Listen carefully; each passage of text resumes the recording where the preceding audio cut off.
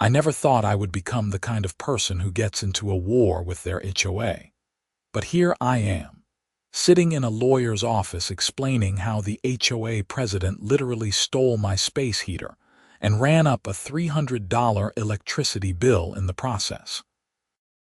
My name is Owen Bridges, and I rent a small townhouse in Maple Grove, Arizona. It is one of those cookie-cutter developments where every house looks exactly the same except for minor variations in the shutters and door colors. The HOA here is strict, the kind that will fine you $50 if your grass is a quarter-inch too tall or if you leave your trash cans visible from the street for more than 12 hours after pickup. But I figured I could handle it. I kept my head down, followed the rules, and tried to be a good neighbor. The trouble started in early February when Arizona got hit with an unexpected cold snap. Now, I know what you are thinking. Arizona is not supposed to be cold. But trust me, when you live in a place where the average winter temperature is 65 degrees and it suddenly drops to 38 at night, you feel it. My townhouse came with central heating, but it was old and inefficient. The landlord, a guy named Marcus Chen who owned 3 properties in the development, had warned me that the heating bill could get high if I cranked it up too much. So I bought a space heater from Target for $49. It was one of those ceramic tower heaters with a thermostat and a timer. Perfect for keeping my bedroom warm at night without heating the entire house. I used that space heater every single night for about 2 weeks. It worked great. My bedroom stayed comfortable, and my electricity bill only went up by maybe $30. I was pleased with myself for being so practical and cost-conscious. Then one Tuesday afternoon, I came home from work to find my space heater missing. At first, I thought maybe I had moved it somewhere and forgotten. I checked the closet, the bathroom, even the kitchen. Nothing. I started to get that sinking feeling in my stomach, the one you get when you realize something is seriously wrong. I checked the windows and doors. No signs of a break-in. Everything else in the house was exactly where I had left it. My laptop was still on the coffee table. My TV was untouched. The only thing missing was my space heater. I called Marcus immediately. He lived about 20 minutes away in Scottsdale and managed his rental properties pretty hands-on. "Hey, Owen, what's up?" he answered on the 3rd ring. "Marcus, this is going to sound weird, but my space heater is missing. Like, completely gone from my bedroom." There was a pause. "Missing? Are you sure you did not just move it? I have looked everywhere. It is not here, and nothing else is gone. No break-in, no forced entry. It is just the heater." "That is bizarre. Do you have any idea what could have happened?" I thought about it for a moment. "The only people who have keys to this place are you and me, right?" "And the HOA," Marcus said slowly. "They have a master key for emergencies." My blood ran cold. "The HOA has a key?" "Yeah, it is in the CC and Articus, covenants, conditions, and restrictions." When I bought these properties, I had to give the HOA board a master key. It is supposedly only for emergencies, like if there is a water leak or a fire or something, and they need to access the property when neither of us can get there. Would they have any reason to come into my place? Marcus was quiet for a moment. "I cannot think of any. Have you gotten any violation notices or anything?" "No, nothing. Let me make some calls. I will get back to you." I hung up feeling unsettled. The idea that someone from the HOA had just waltzed into my home and taken my property was infuriating, but I did not have any proof yet. Maybe there was another explanation. Marcus called me back an hour later. "Okay, so I talked to the property management company. They said the HOA did a routine inspection of all rental properties last week to check for code violations." "An inspection? I never got any notice about an inspection." "They are supposed to give 72 hours notice, but apparently they sent an email to all property owners. I must have missed it. I am sorry, man. So they were in my house. Looks like it, but I still do not understand why they would take your space heater. Can you find out who did the inspection? I will try. Hang tight. Over the next few days, I did some digging of my own.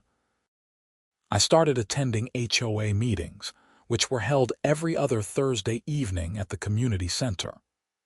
The meetings were exactly as boring as you would imagine, full of discussions about landscaping contracts and parking violations. But I wanted to see who was running this organization.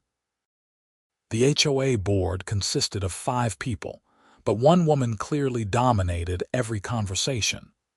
Her name was Karen Ortega, and she was exactly what you would picture when you hear the phrase HOA Karen.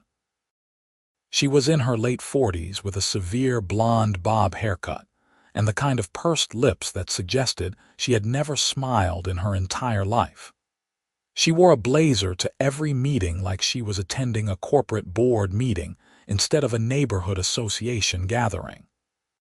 She interrupted people constantly, spoke in a condescending tone to anyone who disagreed with her, and had an opinion on absolutely everything. During my first meeting, I watched her berate a young couple for planting the wrong type of shrub in their front yard. The husband tried to explain that they had checked the approved plant list, but Karen cut him off. The list was updated 6 months ago, she snapped.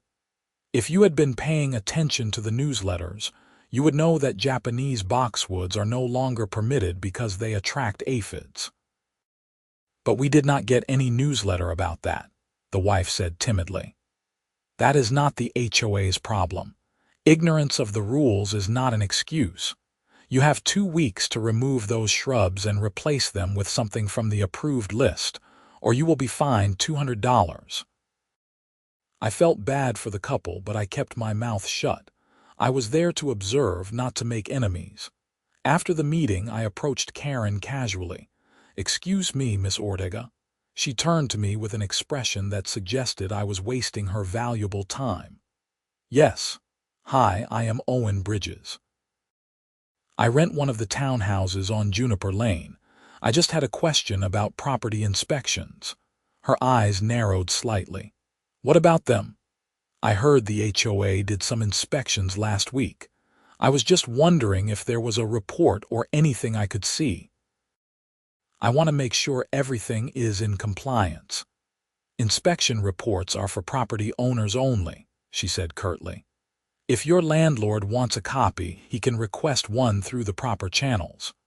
"Oh, okay. I was also wondering if anything was removed from properties during the inspections. Like if something was a code violation or something." Karen's expression did not change, but I caught a flicker of something in her eyes. Defensiveness, maybe. If a code violation is found, the property owner is notified and given time to remedy the situation. The HOA does not remove personal property from homes. Right, of course. I was just asking because I had a space heater go missing, and I thought maybe it was taken during the inspection if it was a fire hazard or something. "Space heaters are not prohibited," Karen said, her voice clipped. "Now, if you will excuse me, I have things to attend to." She walked away before I could ask anything else, but her reaction confirmed my suspicion. She knew something about my missing heater. I reported back to Marcus, who was equally frustrated. "I requested the inspection report," he told me over the phone, "but they are stonewalling me.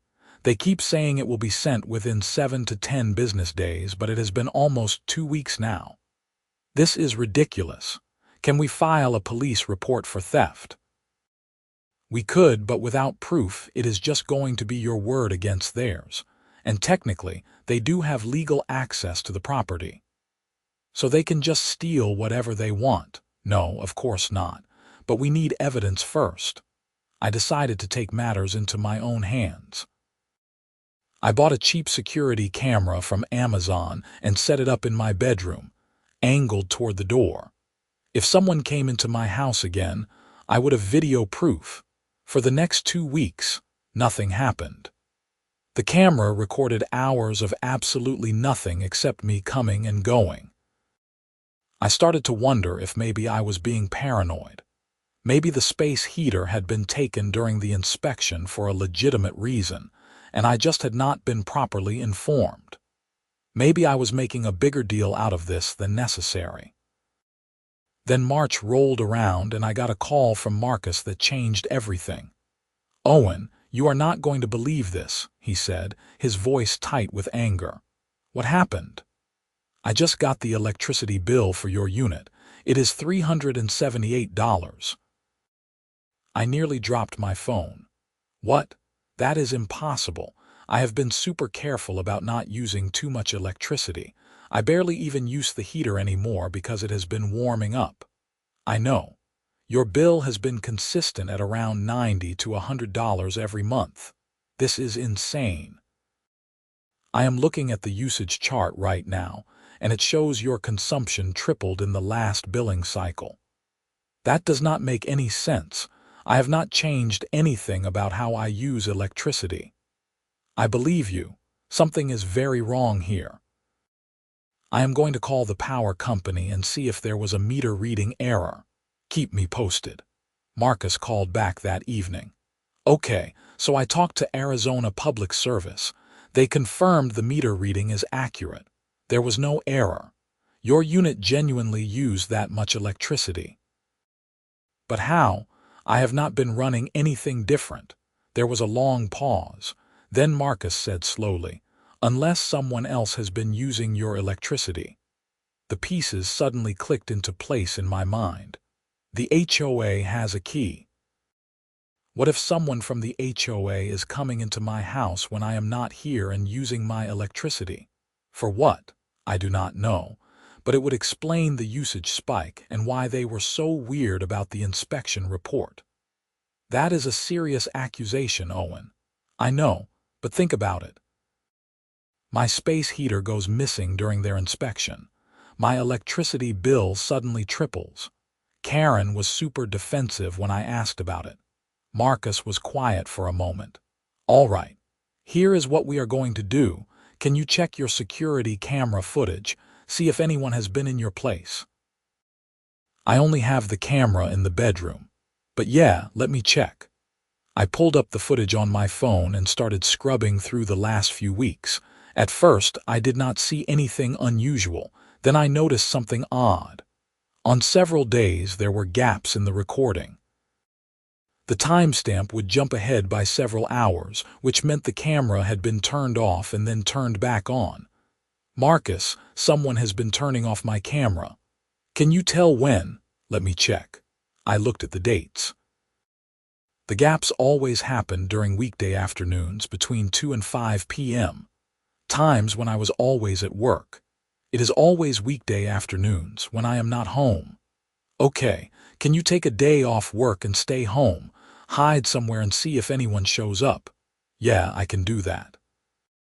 We arranged for me to take the following Wednesday off. I told my boss at the insurance company where I worked that I had a plumbing emergency. That Wednesday morning, I got up early and moved my car to a guest parking spot 3 streets over where it would not be visible from my townhouse. Then I came back, entered through the back patio door and set myself up in the spare bedroom upstairs with the door cracked open just enough to see the hallway and stairs. I felt ridiculous, like I was in some kind of low-budget spy movie. But I was committed now. The morning dragged by slowly. I sat on the floor with my back against the wall, scrolling through my phone with the sound off. Every little noise made me tense up, thinking someone was coming. But it was always just the house settling or a neighbor walking by outside. Around 2:15 p.m. I heard it. The distinct sound of a key sliding into the front door lock. My heart started pounding. I quickly set my phone to record video and angled it toward the hallway. The front door opened. I heard footsteps, confident and unhurried. Then Karen Ortega walked past the bottom of the stairs. She was carrying a bag from Target and did not even glance upward. She walked straight toward my bedroom like she owned the place. I could not believe what I was seeing. The HOA president was just casually breaking into my house in the middle of the afternoon. I heard her moving around in my bedroom, drawers opening and closing. Then I heard a familiar mechanical hum, my space heater. She was turning on my space heater. I stayed hidden, documenting everything on my phone. After about 5 minutes, Karen emerged from my bedroom and walked into the living room. I could hear her settling onto my couch. Then I heard the unmistakable sound of my television turning on. This woman was using my house like it was her personal lounge. I kept recording, barely breathing. I wanted to get as much evidence as possible before I confronted her. After about 20 minutes, I heard her get up and go into the kitchen. The refrigerator opened. She was eating my food. That was when I decided I had enough footage. I stood up, quietly opened the bedroom door, and walked down the stairs. Karen was standing in my kitchen with the refrigerator door open, holding a yogurt cup that I had bought 3 days ago. When she saw me, she froze like a deer in headlights. "What the hell are you doing in my house?" I said, my voice shaking with anger. Karen's face went through several emotions in rapid succession. Shock, fear, and then that default expression of indignant superiority that people like her always fall back on when they are caught doing something wrong. "Excuse me, this is HOA property," she said, setting down the yogurt with exaggerated calm. "This is not HOA property. This is my rental home. You are trespassing." The HOA has a right to access all properties in the development for inspections and maintenance. This is not an inspection. You are sitting on my couch, using my electricity, eating my food and running my space heater. The space heater that you stole from me, by the way. Karen's face flushed red. "I did not steal anything. That heater was a fire hazard. I confiscated it during a routine inspection." "Then why is it plugged in and running in my bedroom right now?" She opened her mouth and then closed it, apparently unable to come up with a good answer. "Get out of my house," I said, pulling out my phone. "I have been recording this entire conversation, and I have video of you coming in here and using my stuff. If you do not leave right now, I am calling the police." "You cannot call the police on me. I am the HOA president. That does not give you the right to break into my home and steal my electricity. Now get out." For a moment, I thought she was going to argue further, but something in my expression must have convinced her I was serious. She grabbed her Target bag and walked toward the front door. "You are going to regret this," she said as she left. "I will have you evicted for violating HOA rules. Good luck with that." The door slammed behind her. I immediately went to my bedroom and unplugged the space heater. Sure enough, it was mine. Same model, same dent on the bottom corner where I had accidentally dropped it. I took photos of everything, including the thermostat showing the current temperature, the space heater, and the dishes she had left in my living room. Then I called Marcus. "You are not going to believe what just happened." I explained everything, sent him the videos and photos, and waited while he processed it all. "Oh my God," he finally said. "She has been using your place as her personal hangout spot. Looks like it.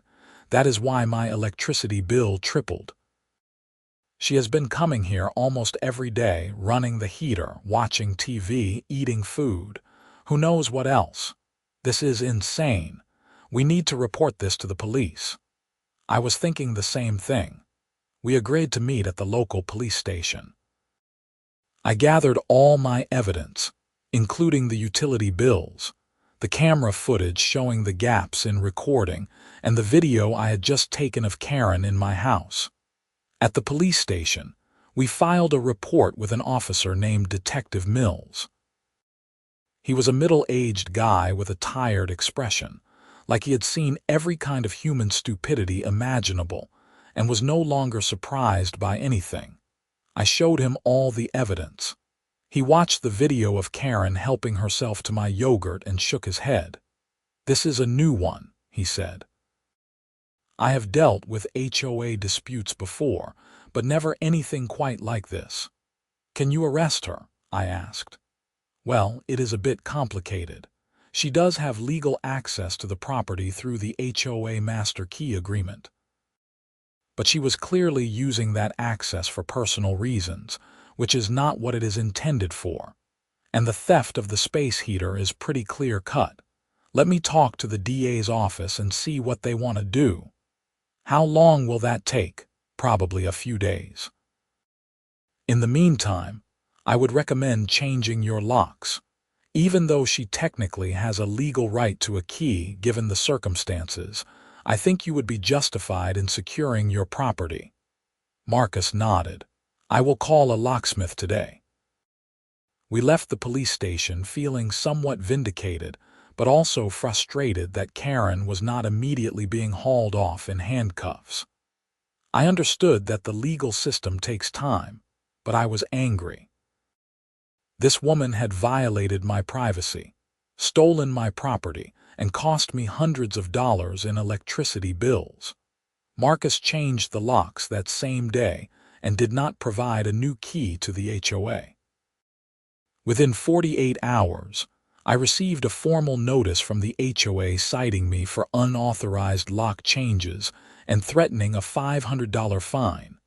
I forwarded the notice to Detective Mills, who called me back within an hour. "That was fast," I said. "Yeah, well, threatening retaliation against a victim who filed a police report is not a great look. I am going to pay Miss Ortega a visit today. The DA has agreed to press charges for burglary and theft." "Burglary? I thought it was just theft." "Burglary is entering a structure with the intent to commit a crime. She entered your home with the intent to use your utilities without permission, which constitutes theft of services. It is a pretty clear case." I felt a surge of satisfaction. "Thank you, Detective. Just doing my job." "I will keep you updated." The next few days were a whirlwind. Karen was arrested at her home and charged with burglary, theft, and theft of services. The local news picked up the story because it was such a bizarre case. The headline on the Mesa Tribune website read, "HOA President Arrested for Using Resident's Home as Personal Lounge." The story went viral on social media. People were sharing it everywhere, adding their own HOA horror stories in the comments. I started getting messages from neighbors I had never met, telling me they had suspected Karen of abusing her power for years, but never had proof. One neighbor, a retired teacher named Gloria, told me that Karen had been trying to get her to sell her house for months because she wanted her son to buy it. When Gloria refused, Karen started issuing violation notices for increasingly petty things. Gloria had been fighting thousands of dollars in bogus fines. Another neighbor, a young guy named Tyler who worked in tech, said Karen had confiscated his drone during an inspection, claiming it was a privacy violation. He had never gotten it back. As more people came forward, it became clear that Karen had been running the HOA like her personal fiefdom, using her position to bully people and enrich herself. The stolen space heater and the electricity theft were just the tip of the iceberg. The HOA board held an emergency meeting and voted to remove Karen from her position. They also hired a forensic accountant to review the HOA's finances, because several people suspected she had been embezzling funds. I attended that meeting, and it was deeply satisfying to watch Karen's carefully constructed empire crumble. She showed up to defend herself, but she had lost all credibility. When she tried to speak, people shouted her down. Someone yelled, "How many other homes have you been breaking into, Karen?" She left in tears. The forensic audit revealed that Karen had been padding expense reports and approving payments to a landscaping company owned by her brother. Over the course of 3 years, she had siphoned approximately $40,000 from the HOA's operating fund. The board immediately filed a civil lawsuit to recover the money and forwarded the findings to the DA's office, which added embezzlement charges to her growing list of crimes. As for my electricity bill, Marcus and I filed a small claims case against Karen for the excess charges. We also sued for the value of the stolen space heater, the cost of changing the locks, and emotional distress. The total came to about $1,500. Karen tried to fight it, but the evidence was overwhelming. My video footage had been viewed hundreds of thousands of times online, and there was no plausible explanation for her behavior. Her lawyer eventually advised her to settle, and I received a check for the full amount plus attorney fees. The criminal case took longer to resolve. Karen initially pleaded not guilty, but when it became clear that the evidence against her was ironclad, she changed her plea. In late July, she appeared before a judge and pleaded guilty to burglary, theft of services, and embezzlement. I attended the sentencing hearing in early August. The courtroom was packed with people from the neighborhood who wanted to see justice served. The prosecutor laid out the full extent of Karen's crimes, emphasizing that she had abused a position of trust to victimize the very people she was supposed to serve. Karen's lawyer tried to paint her as a dedicated community volunteer who made some poor choices due to personal stress. Apparently, she was going through a divorce and had financial problems, but the judge was not sympathetic. "Miss Ortega, you held a position of authority in your community," the judge said sternly. "People trusted you to act in their best interests. Instead, you exploited that trust for personal gain. You stole from your neighbors, invaded their privacy, and when caught, you attempted to retaliate against the victim. This court takes these offenses very seriously." Karen was sentenced to 18 months in county jail, with the possibility of early release after 12 months for good behavior. She was also ordered to pay full restitution to the HOA and to me, including all legal fees. The judge added 5 years of probation after her release, during which she would be barred from serving on any homeowners association board. As the bailiff led her away, Karen turned and looked at me. I expected her to look angry or defiant, but instead, she just looked defeated. All the arrogance and superiority had drained away, leaving behind a middle-aged woman who had ruined her life over a space heater and some free electricity. I did not feel triumphant. I felt tired. After the sentencing, Marcus and I went to a bar near the courthouse to decompress. He ordered a beer and I got a whiskey. "Well, that was a hell of a ride," Marcus said, raising his glass. "You are telling me. I never thought buying a $49 space heater would lead to all this." She brought it on herself. The space heater was just what exposed her. If it had not been that, it would have been something else eventually. Yeah, probably. I still cannot believe she thought she could get away with it. People like that always think they are smarter than everyone else. They think the rules do not apply to them. We drank in silence for a moment. Then Marcus said, "So, are you going to stay in the townhouse?" I had been thinking about that question a lot lately. The whole ordeal had left a bad taste in my mouth. Every time I walked into my house, I thought about Karen sitting on my couch, eating my food, using my space heater. It felt violated somehow. But at the same time, I had come to appreciate the community more. The neighbors who had come forward with their own stories, the people who had supported me throughout the legal process, they had made me feel like I was part of something bigger than just a fight over a space heater. "Yeah, I think I will stay," I said finally. The new HOA board seems a lot more reasonable, and honestly, the rent is good and I like the area. Good. I would hate to lose you as a tenant. You are a lot less trouble than most people, I laughed. Most people do not get their HOA president arrested. True. But in your case, it was justified.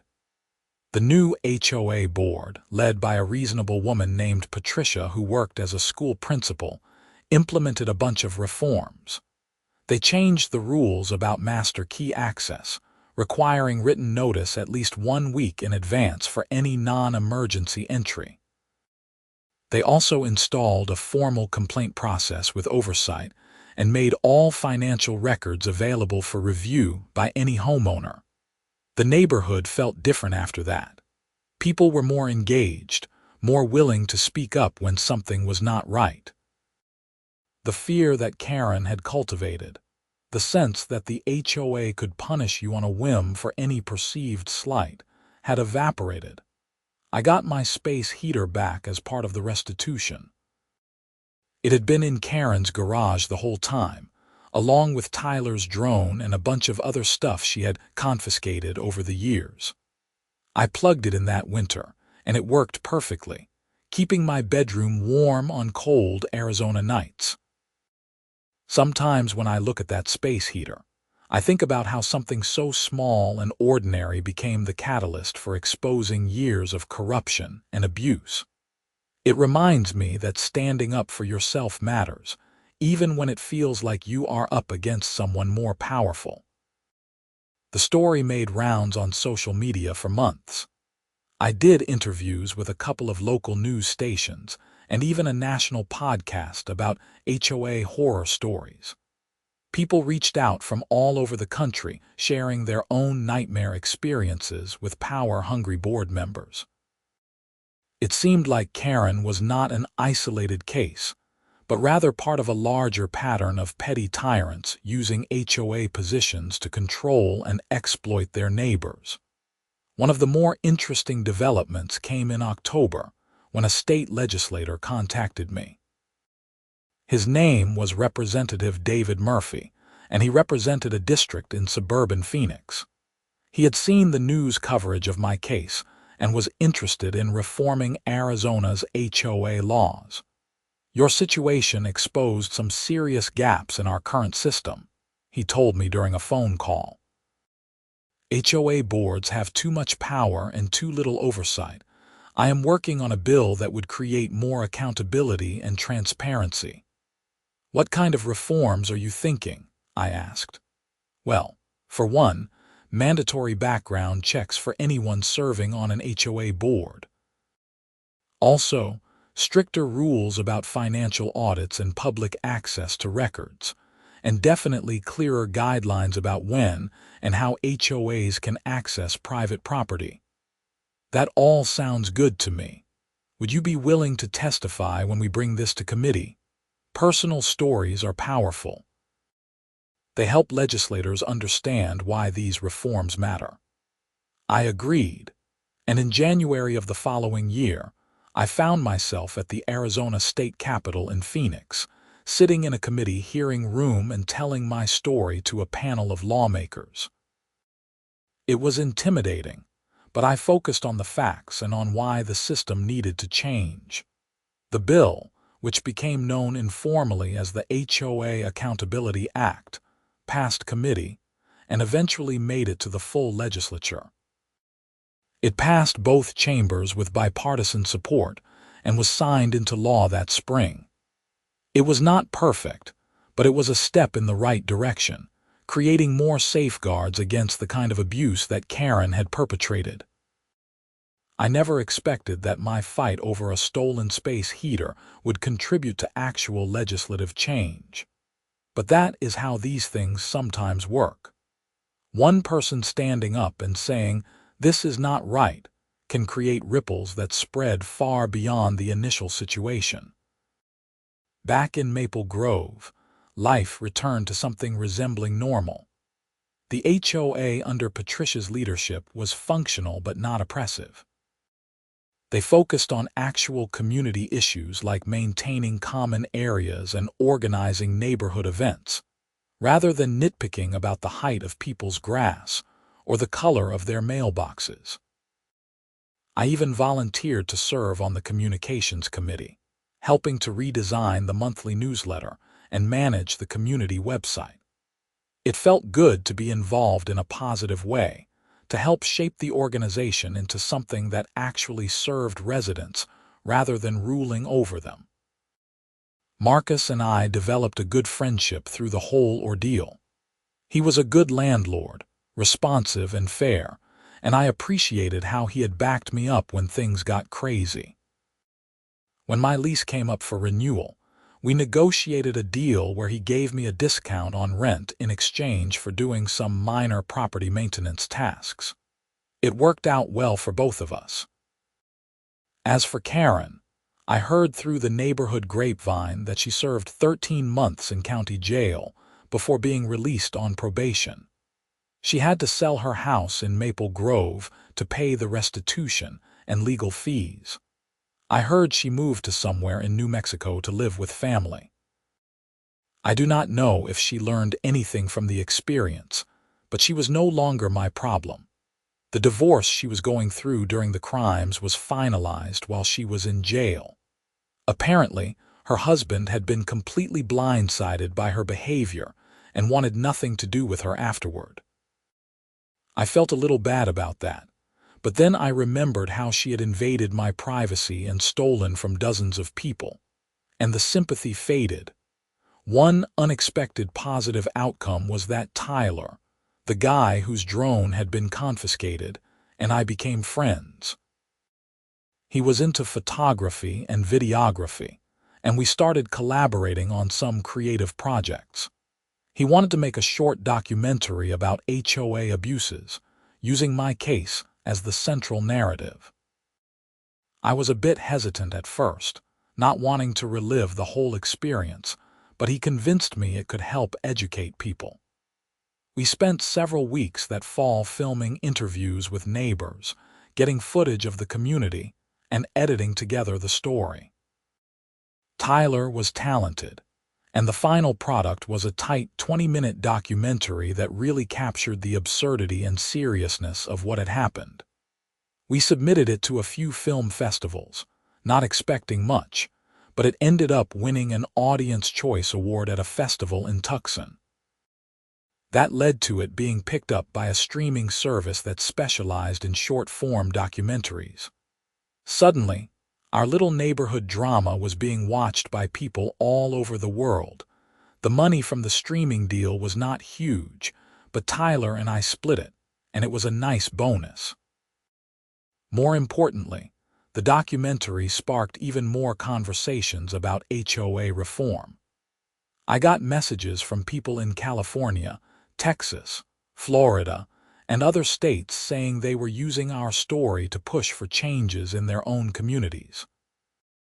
It was surreal to think that my stolen space heater had become a symbol for a larger movement. But I guess sometimes that is how change happens. It starts with one person saying enough is enough and refusing to be pushed around.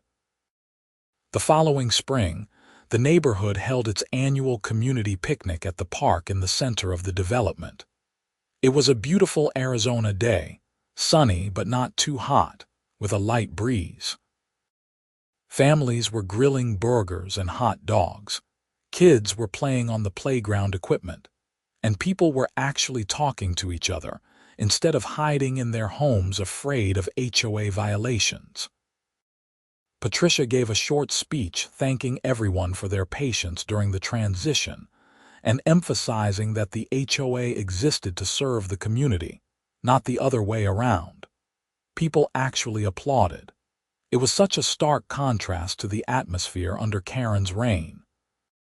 I was manning the grill flipping burgers when Gloria, the retired teacher, came up to me. "Owen, I just wanted to thank you again," she said. "I know I have said it before, but I mean it. You standing up to Karen changed everything. I was so close to just giving up and selling my house. This is my home and she was driving me out. "You do not have to thank me," I said. "I was just doing what anyone would do." "No, most people would not. Most people would have let it go, avoided the confrontation. You fought back and it made a difference." We chatted for a few more minutes before she went to get some food. Her words stayed with me, though. It was easy to feel like individual actions do not matter, especially against institutions and people in power. But they do matter. Sometimes all it takes is one person refusing to back down. As the afternoon went on, I found myself reflecting on the entire journey. It had started with anger and frustration, being violated in my own home, but it had evolved into something more meaningful. It had become about accountability, about communities standing up against bullies, about ordinary people finding their power. That night, as I sat in my living room with my trusty space heater humming quietly in the corner, keeping the evening chill at bay, I felt content. The space heater had become more than just an appliance to me. It was a reminder that sometimes the most mundane objects can be at the center of extraordinary events. I thought about Karen occasionally, wondering if she understood the magnitude of what she had done and how it had backfired. Stealing a $49 space heater to save a few bucks on her own electricity bill had cost her everything: her position, her reputation, her freedom, her home, her marriage. It was a staggering level of self-destruction for such a petty crime. But that is the thing about people who abuse power. They often cannot help themselves. They get so used to taking what they want, pushing people around, operating without consequences, that they lose all perspective. They start to believe they are untouchable, and then reality comes crashing down. The following year brought even more changes. The state's new HOA Accountability Act went into effect, and communities across Arizona had to update their governing documents and procedures. There was some grumbling from old guard HOA board members who did not like the increased oversight, but most people recognized it as a necessary reform. Maple Grove held elections for new board positions, and the turnout was the highest it had been in over a decade. People were engaged now, paying attention to who was making decisions about their community. Patricia was re-elected as president, along with a slate of reasonable, community-minded board members. I decided not to run for a position myself. I was content to help out in smaller ways, volunteering for committees and events without taking on the responsibility of board membership. I had done my part by exposing the corruption. Other people could step up and do the work of building something better. My job at the insurance company was going well. I had gotten a promotion to senior claims adjuster, which came with a nice raise. I was thinking about maybe buying a place of my own eventually, though I was not in any rush. Marcus was a good landlord. The neighborhood was improving, and I was comfortable where I was. Dating had been on the back burner during all the drama with Karen, but I started putting myself out there again. I met a woman named Jennifer at a work conference in Flagstaff. She was smart and funny, worked in risk management for a hospital system, and did not think I was crazy when I told her the space heater story. That last part was important. We took things slow, but it felt right. She lived in Tempe, about 30 minutes from Maple Grove, and we would alternate weekends staying at each other's places. She got along well with Marcus when they met, and she liked the neighborhood. My friends like Tyler and Gloria approved of her, which mattered to me more than I expected.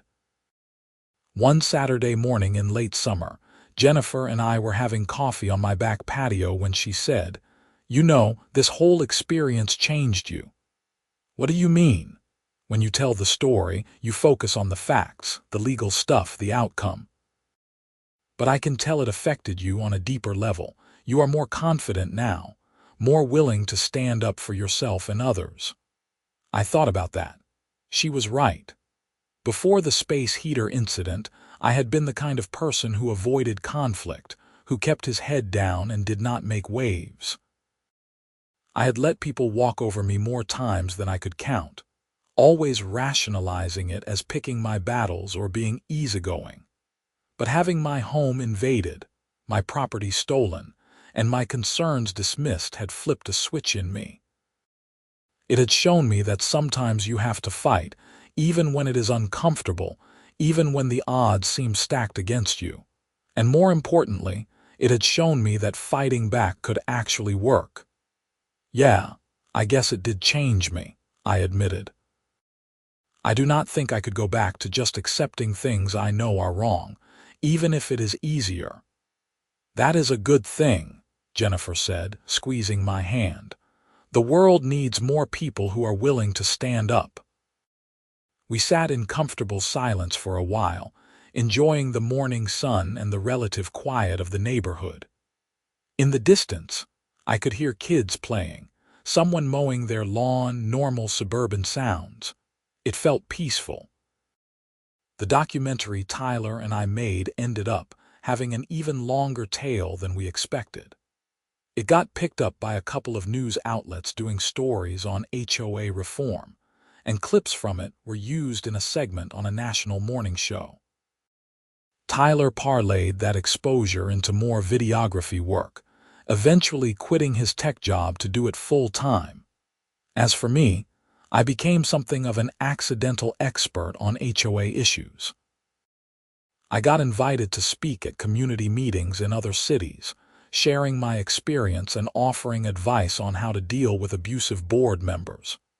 It was weird being recognized sometimes, having people come up to me and say, "Hey, are you the space heater guy?" But I did not mind. If my experience could help other people avoid or fight back against similar situations, that was worth a little awkwardness. The 1-year anniversary of Karen's arrest came and went without much fanfare. There was a brief mention in the local paper as part of a larger story about HOA reforms in Arizona, but most people had moved on. The neighborhood had healed and rebuilt. New families had moved in, unaware of the drama that had unfolded before they arrived. I did an interview with a reporter from Phoenix magazine who was writing a long-form piece about the case and its aftermath. She asked me if I ever felt bad about how severely Karen's life had been impacted. I feel bad that she made the choices she did, I told her. I do not take any pleasure in her suffering, but she was given so many chances to do the right thing. Even after I confronted her in my house, if she had apologized and worked to make things right, this could have ended very differently. Instead, she tried to retaliate and double down. At a certain point, people have to face the consequences of their actions. The article came out a few weeks later, and it was well done. It captured the complexity of the situation, the absurdity of someone risking everything over a space heater, and the broader issues with HOA governance that the case had exposed. Life continued to move forward. Jennifer and I celebrated our 1-year anniversary with a weekend trip to Sedona. We hiked in the Red Rocks, ate at nice restaurants, and talked about the future. She was thinking about looking for a new job in the Phoenix area, which would make the distance between us much more manageable. I was excited about that possibility. Marcus sold one of his other rental properties, but decided to keep my townhouse. We had developed enough of a relationship that he said he would give me first right of refusal if he ever decided to sell it.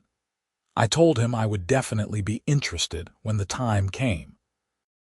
The space heater, the infamous appliance that started it all, continued to serve its purpose every winter.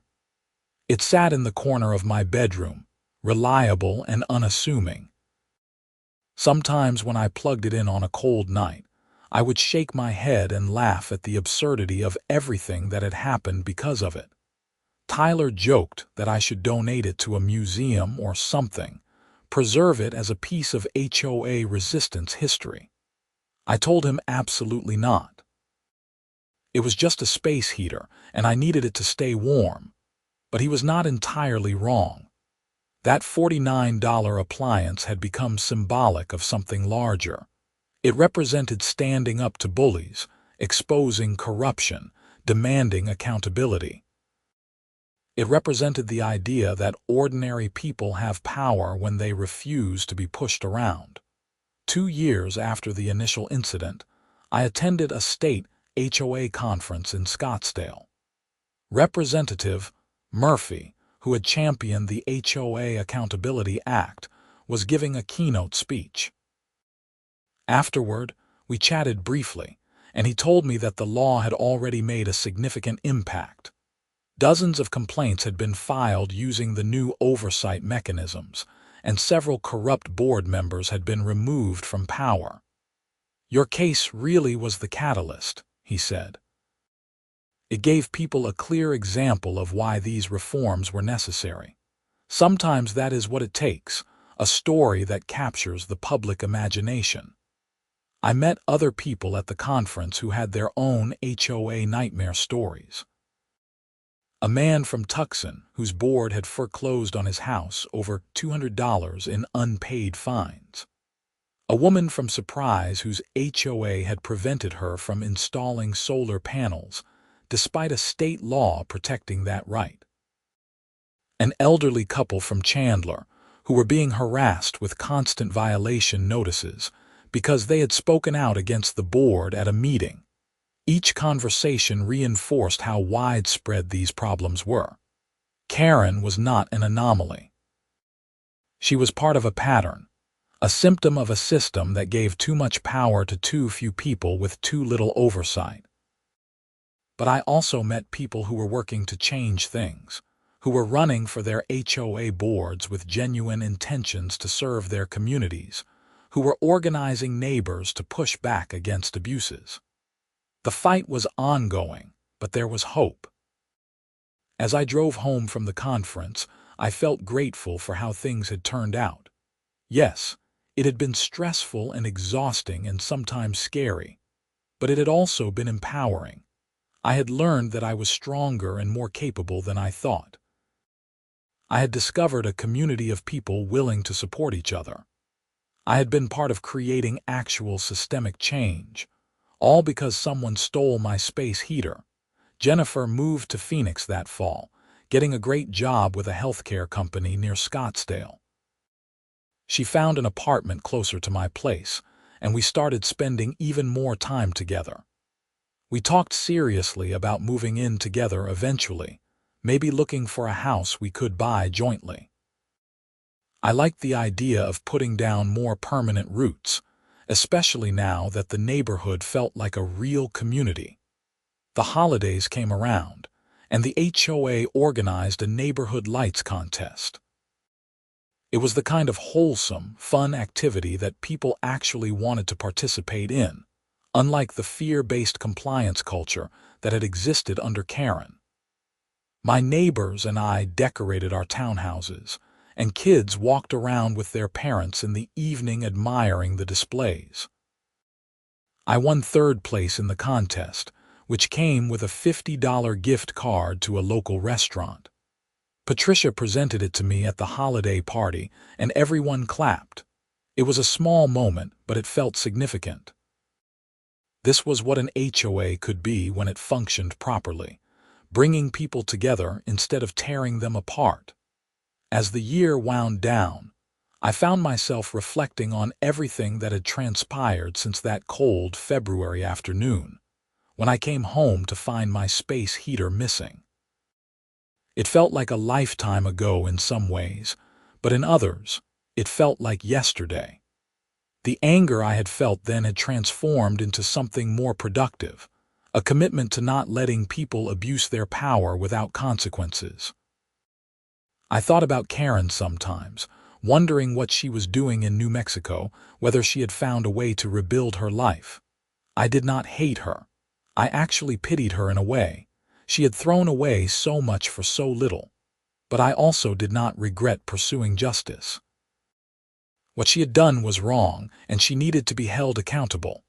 The space heater sat in my bedroom closet during the warmer months, waiting to be needed again. When winter returned, I would pull it out, plug it in, and let it warm my room. And I would remember that sometimes the smallest things can lead to the biggest changes. Justice had been served. The community had healed. Reforms had been implemented. Life had moved forward, and it all started with a stolen space heater and an electricity bill that tripled.